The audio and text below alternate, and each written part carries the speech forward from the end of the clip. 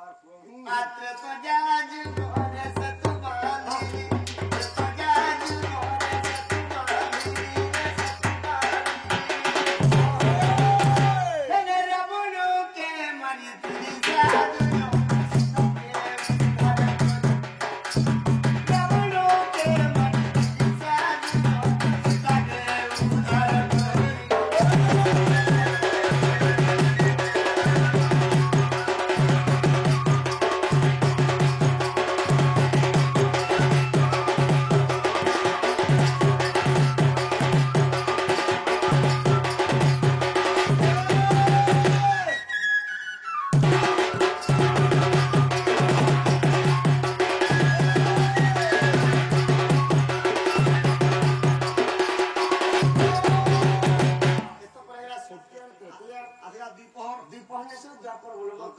जापर जिला फिर कहला जिंचो कहला ए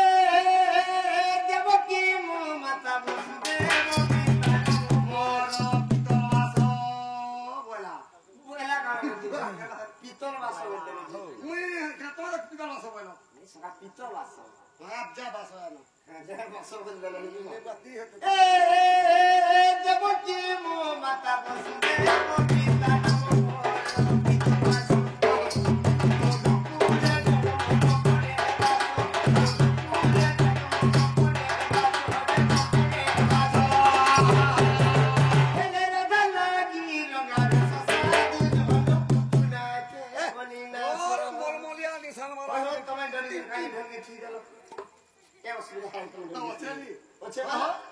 पुतना कली नासो वाला भल कल मालो भी है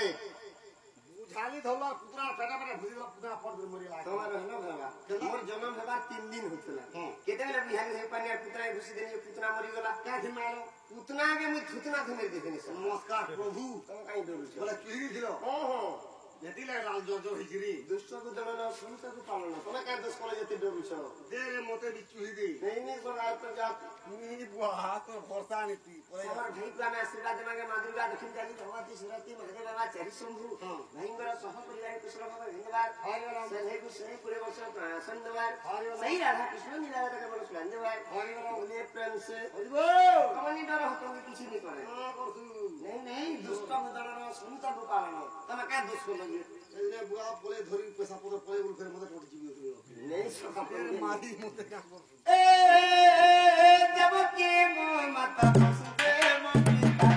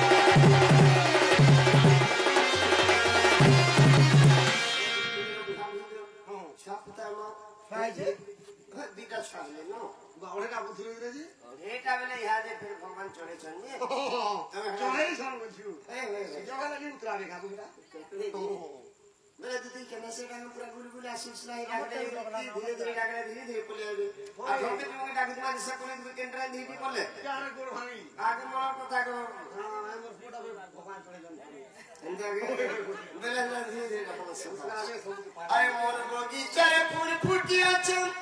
আরে মন বগিচারে ফুল ফুটিয়াছে হেলে কে আনি দেব তুলি রে মোর মন